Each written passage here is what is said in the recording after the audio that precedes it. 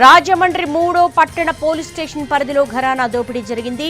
3వ పట్టణ police station పరిధిలో ఏటీఎంలో జమ చేయాల్సిన డబ్బుతో వాసంశెట్టి అశోక్ కుమార్ పరారయ్యాడు. హెచ్డిఎఫ్సి రాజమండ్రి దానవాయిపేట బ్రాంచ్ నుంచి 2 కోట్ల రూపాయల డబ్బును డ్రా చేసి 19 ఏటీఎంలలో ఫిల్లింగ్ చేయాల్సి ఉంది. అయితే ఈ డబ్బుతో అశోక్ కుమార్ పరారయ్యాడు.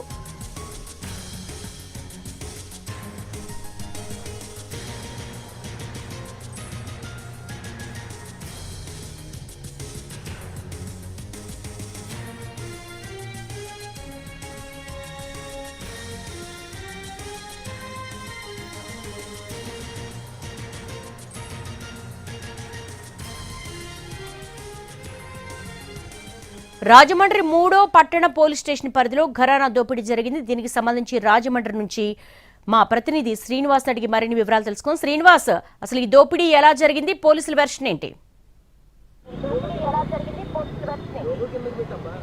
దేవి, రాజమండ్రి హెచ్డిఎఫ్సి దానవీపేట బ్రాంచ్లోని 2 కోట్ల రూపాయల మేరకు చోరీ జరగడం జరిగింది. అయితే చోరీకి సంబంధించి హిటాచి క్యాష్ మేనేజ్మెంట్ సంస్థ అనేది హెచ్డిఎఫ్సికి అనుబంధంగా ఉంటుంది.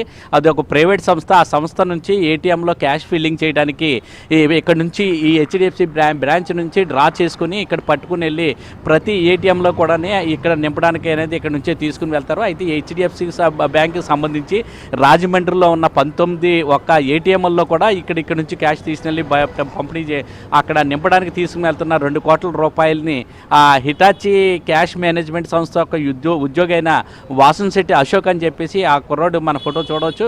ఆ ఫోటోలో ఉన్న యువకుడే 2 కోట్ల రూపాయలని కూడా ఈ బ్రాంచ్ నుంచి డ్రా చేసుకుని తీసుకుని వెళ్ళి అవి ఏటీఎంలో నింపవలసి ఉండగా ఏటీఎంలో నింపకుండగానే ఆ ఎంట కూడా చోరీ చేసి పారిపోయి పరాడయ్యాడు.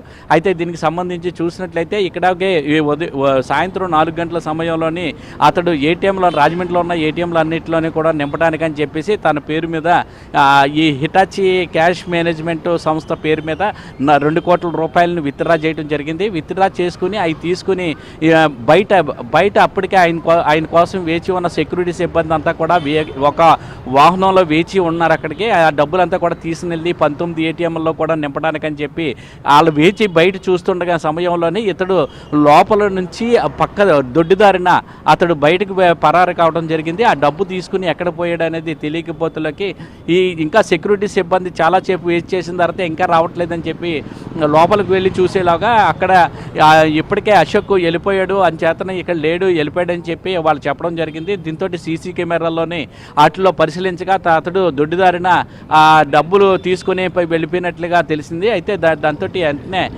హెచ్డిఎఫ్సి మేనేజ్మెంట్ కానీ హిటాచి క్యాష్ మేనేజ్మెంట్ సంస్థ యొక్క యాజమాన్యం అంతా కూడా వెళ్ళి రాజమండ్రి 1 టౌన్ పోలీస్ స్టేషన్లో ఫిర్యాదు చేయడం జరిగింది. ఈ మేరకు పోలీసులు అతని ఫోటోని తీసుకుని అతడు కపిలేశ్వరాన్ని. Thank you.